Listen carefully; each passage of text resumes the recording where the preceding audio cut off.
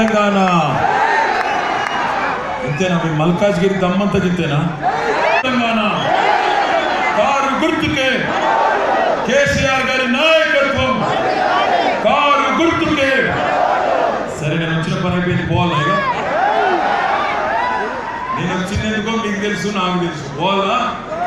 వస్తే మాట్లాడాలా? వీళ్ళు పెద్దలు, స్థానిక శాసనసభ్యులు అన్న మైనపల్లి హనుమంతరావు గారు, గౌరవనీయులు పార్టీ ఆదేశం మేరకు ఈరోజు ఈ నియోజకవర్గంలో ఇన్ఛార్జిగా పనిచేస్తున్న శాసనసభ్యులు సోదరులు కోరుకంటి చందర్ గారు, ఇంకా మనోహర్ రెడ్డి గారు, సతీష్ బాబు గారు, ఉడతల సతీష్ బాబు గారు, గౌరవ మంత్రివర్యులు ఈటెల రాజేందర్ గారు, అదే రకంగా మీ అందరి ఆశీర్వాదంతో తిరిగి మళ్ళీ కాబోయే మల్కాజ్గిరి కార్పొరేటర్ సోదరుడు జగదీష్ గౌడ్ గారు, కాబోయే గౌతమ్ నగర్ కార్పొరేటర్ సోదరి సునీత రాము యాదవ్ గారు, కాబోయే మన వినాయక్ నగర్ కార్పొరేటర్ శ్రీమతి హేమలత పరశురాం రెడ్డి గారు, ఈస్ట్ ఆనందబాగ్ నుండి పోటీ చేసి మీ ఆశీర్వాదంతో కాబోయే కార్పొరేటర్ గారు ప్రేమ్ కుమార్ గారు, కార్యక్రమానికి హాజరైన అక్క చెల్లెలకు, అన్నదమ్ములకు అందరికీ హృదయపూర్వకమైన నమస్కారాలు. మీ అందరికీ శిరస్సు వంచి నా ధన్యవాదాలు కూడా తెలియజేస్తా ఉన్నా. ఆలస్యంగా వచ్చినందుకు మన్నించాలని చెప్పి కూడా కోరుతా ఉన్నా. ఎలక్షన్లు వచ్చినాయి. జిహెచ్ఎంసీకి 5 ఏళ్ల కింద ఎన్నికలు వచ్చినప్పుడు ఇదే మల్కాజ్గిరికి వచ్చి మాకు ఓటు వేయండి, పని చేస్తాం, పేదవాడిని కడుపులో పెట్టుకొని చూసుకుంటామని చెప్పి ఆనాడు కేసీఆర్ గారి మాటగా మీ అందరికీ చెప్తే మీ అందరూ కడుపు నిండా ఆశీర్వదించి 99 సీట్లు ఇచ్చి జిహెచ్ఎంసీని మాకు అప్పచెప్పినారు. మరి 5 ఏళ్లలో ఏం పని చేసినామో చెప్పవలసిన బాధ్యత కూడా నా మీద ఉంది. ఒకసారి దయచేసి గుర్తు తెచ్చుకోండి. 6 ఏళ్ల కిందట తెలంగాణ రాష్ట్రం ఏర్పడినప్పుడు ఈ రాష్ట్రంలో కరెంటు కూడా లేని పరిస్థితి. ఆనాడు హైదరాబాద్లో ప్రతిరోజు 4-5 గంటలు పవర్ కట్లు, అపార్ట్మెంట్లలో జనరేటర్లు, షాపులలో ఇన్వర్టర్లు, గందరగోళ పరిస్థితి. అట్లాంటి పరిస్థితి నుంచి ఈరోజు కేసీఆర్ గారి నాయకత్వంలో 24 గంటల కరెంట్ ఇచ్చుకుంటున్నామా లేదా ఒక్కసారి ఆలోచించండి. ఆనాడు కాంగ్రెస్ ప్రభుత్వంలో కరెంటు ఉంటే వార్త హైదరాబాద్లో, ఈరోజు తెలంగాణ ప్రభుత్వంలో కేసీఆర్ గారి నాయకత్వంలో కరెంటు పోతే వార్త అన్నది వాస్తవమా కాదా ఒక్కసారి అన్నదమ్ములు అక్క చెల్లెలు ఆలోచించాలని చెప్పి నేను కోరుతా ఉన్నా. అదే రకంగా మల్కాజ్గిరి నియోజకవర్గంలో గతంలో మంచినీళ్లకు విపరీతమైన ఇబ్బంది ఉండేది. మరి మీకు తెలుసు ఆనాడు 14 రోజులకు ఒకసారి నీళ్ళు వచ్చిన ప్రాంతాలు ఉన్నాయి, వారం రోజులకు ఒకసారి నీళ్ళు వచ్చిన ప్రాంతాలు ఉన్నాయి. 350 కోట్ల రూపాయలతో కొత్త పైప్ లైన్లు వేసి మల్కాజ్గిరి నియోజకవర్గంలో 90-95% మంచినీళ్ళ సమస్య పరిష్కారం చేసి రోజు తప్పించి రోజు నీళ్ళు ఇస్తున్న మాట వాస్తవమా కాదా ఆలోచన చేయండి. అదే రకంగా పెద్దలు చెప్తా ఉంటారు, ఎవరైనా హైదరాబాద్కు కొత్తగా వస్తే ఒక 6 నెలల తర్వాత కనబడితే ఏమందరు ఇదివరకు అరే వీడు కొద్దిగా నున్నగైండు ఎర్రగైండు గండిపేట నీళ్లు పడ్డాయిరా వెనక్కి అందులో కాకపోతున్నారు. ఆ గండిపేట ఎప్పుడు కట్టిందో తెలుసా మీకు? ఆ గండిపేట 1920లో కట్టిండ్రు, 100 ఏళ్ల కింద కట్టిండ్రు. ఆనాడు మూసీకి వరదలు వస్తే మోక్షగుండం విశ్వేశ్వరయ్య గారు అనే ఇంజనీర్ను ఇక్కడికి హైదరాబాద్ పిలిపించి అప్పుడు 100 ఏళ్ల కిందట ఆ చెరువు కట్టుకున్నాం. ప్రభుత్వాలు వచ్చినాయి చాలా, ఏ ఒక్కరు కూడా ఆలోచన చేయలేదు.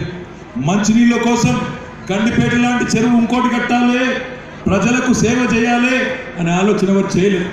కానీ మన నాయకుడు మన కేసీఆర్ గారు పక్కనే ఉన్న షామీర్పేట మండలం మేడ్చల్ నియోజకవర్గంలో కేశవాపురం అనే ఊళ్ళో ఒక కొత్త చెరువు గండిపేటతోని 2 రెట్లు డబల్ సైజులో కొత్త చెరువు కడతా ఉన్నాం. సంవత్సరంలో పూర్తి చేసి ప్రతిరోజు మల్కాజ్గిరిలో ఇంటింటికి నీళ్ళు ఇచ్చే బాధ్యత మాది అని సందర్భంగా నేను విజ్ఞప్తి చేస్తా ఉన్నాం. ఇంత ముందు చూపు ఉంటే 2050వ సంవత్సరం వరకు మంచినీళ్ళకు హైదరాబాద్లో కోస లేకుండా చేస్తే మరి అది నాయకత్వం అంటే, అది కేసీఆర్ గారు అంటే. ఇక్కడికి వచ్చిన మా ఆడబిడ్డలందరికీ కేసీఆర్ గారి తరఫున ఒక శుభవార్త కూడా నేను మీకు చెప్పాలి. మీ అందరికీ కేసీఆర్ గారు ముఖ్యంగా పేదవారందరికీ నల్ల బిల్లు శాశ్వతంగా మాఫీ చేసినారు. వాటర్ బిల్ అనేది లేదు. డిసెంబర్ నెల నుంచి మంచినీళ్ళ బిల్లు లేదు. మీకు ఆ బాధనే పోయింది. మొత్తంగా 400 కోట్లు మరి కేసీఆర్ గారు ప్రభుత్వం వారే ఈరోజు ఆ భారం కూడా తీసుకోబోతా ఉన్నారు. ఈ మాట ఎందుకు చెప్తా ఉన్నా అంటే తెలుసు కరోనా దెబ్బకి చాలా కుటుంబాల్లో ఇబ్బందులు ఉన్నాయి. అందుకే 50% ఇంటి పన్ను రాయితీ ఇచ్చుకున్నాం. ఇప్పుడు మంచినీళ్ళు కూడా మాఫ్ చేసుకుంటా ఉన్నాం. ఇంకా చాలా కార్యక్రమాలు పేదల కోసం. ఒక్కసారి ఆలోచన చేయండి. తెలంగాణలో ఈరోజు ముఖ్యంగా హైదరాబాద్లో పేదవాడికి ఆకలైతే 5 రూపాయలకే భోజనం పెట్టే అన్నపూర్ణ సెంటర్ ఉన్నది. పేదవాడికి సుస్థి చేస్తే బస్తీ దవాఖానా ఉన్నది. లగ్గం చేసుకుంటే కళ్యాణ లక్ష్మి షాదీ ముబారక్ కింద 1,00,000 రూపాయలు ఇచ్చే మనసున్న ముఖ్యమంత్రి మేనమామ ఇస్తాడో లేదో తెలియదు, కానీ కేసీఆర్ గారు మాత్రం మా ఆడబిడ్డలకు 1,116 రూపాయలు మీకు ఇస్తా ఉన్నారు. ఆ బిడ్డ కడుపులో ఒక నలుసు పుడితే ఈరోజు కేసీఆర్ కిట్ కింద మగబిడ్డ అయితే 12,000, ఆడకూతురు అయితే 13,000 రూపాయలు ఇస్తున్నది కేసీఆర్ ప్రభుత్వం.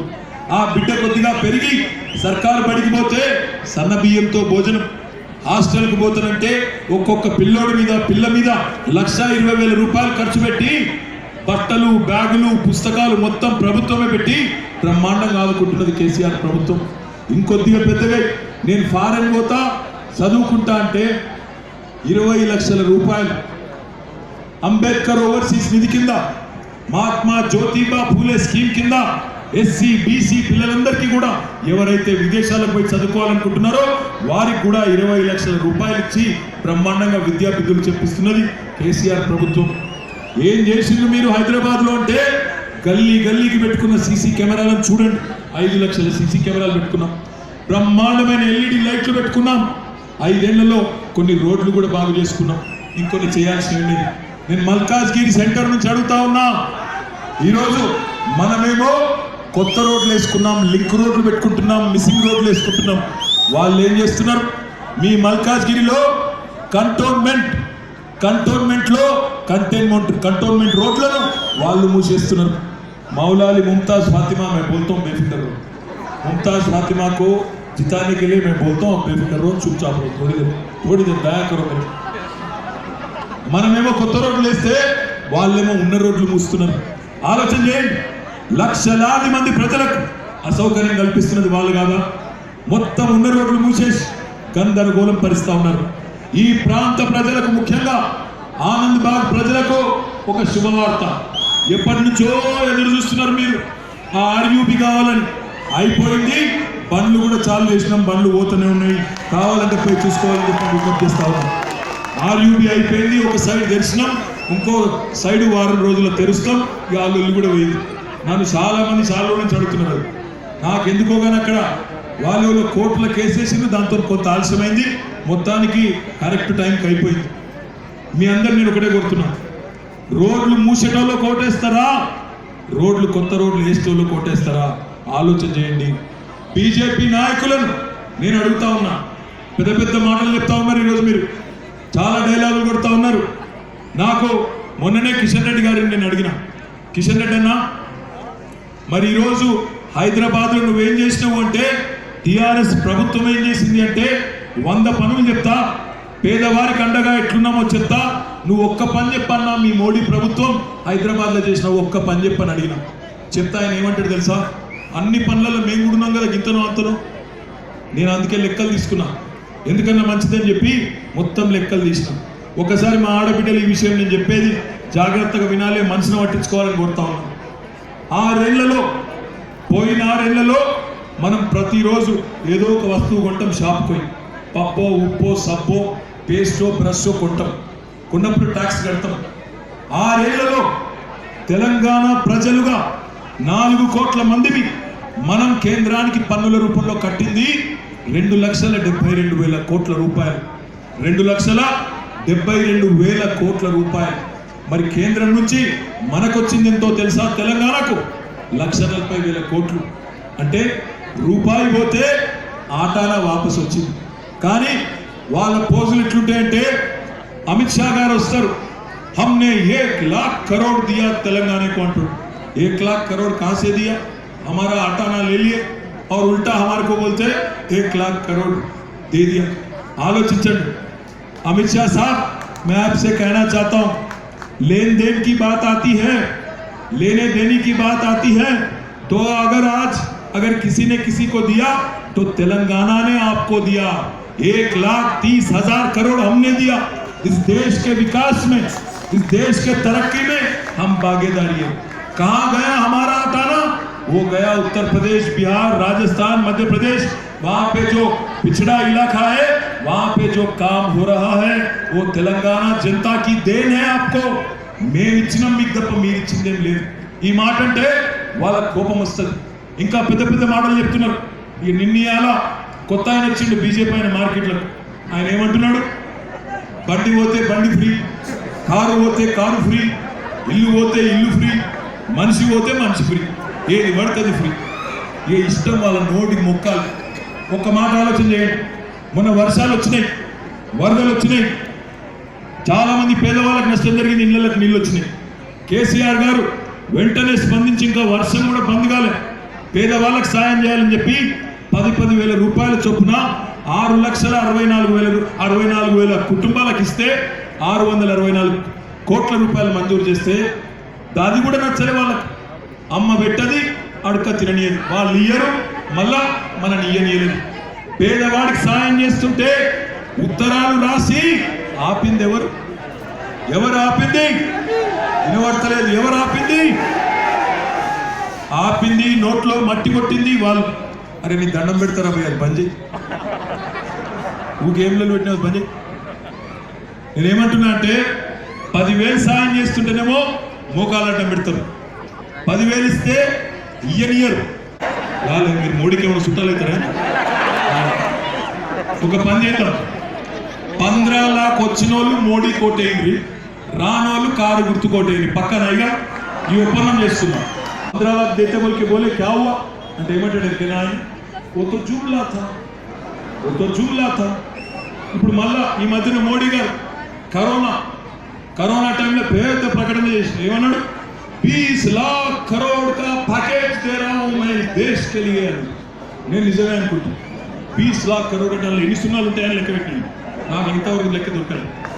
నేను మా తమ్ముడిని అడిగిన ఇప్పుడే, బాలక సుమన్, అరే నిజంగానే 20 లక్షల కోట్లు 130 కోట్ల మంది భారతీయులకు పంచితే ఎన్ని పైసలు రావాలి ఒక్కొక్కరికని అడిగినా। తమ్ముడు చెప్పిండు 15,384 రూపాయలు రావాలన్నా ఒక్కొక్కరికి అన్నాడు। ఎంతమందికి వచ్చింది మరి? వచ్చిందా? ఎవరికన్నా వచ్చిందా? ముఖ్యమంత్రులు వస్తున్నారు, మాజీ ముఖ్యమంత్రులు వస్తున్నారు, కానీ పెద్దలు ఏం చెప్తారు? సింహం ఎప్పుడు సింగల్ గానే వస్తుంది, కేసీఆర్ ఎప్పుడు ఒక్కడే।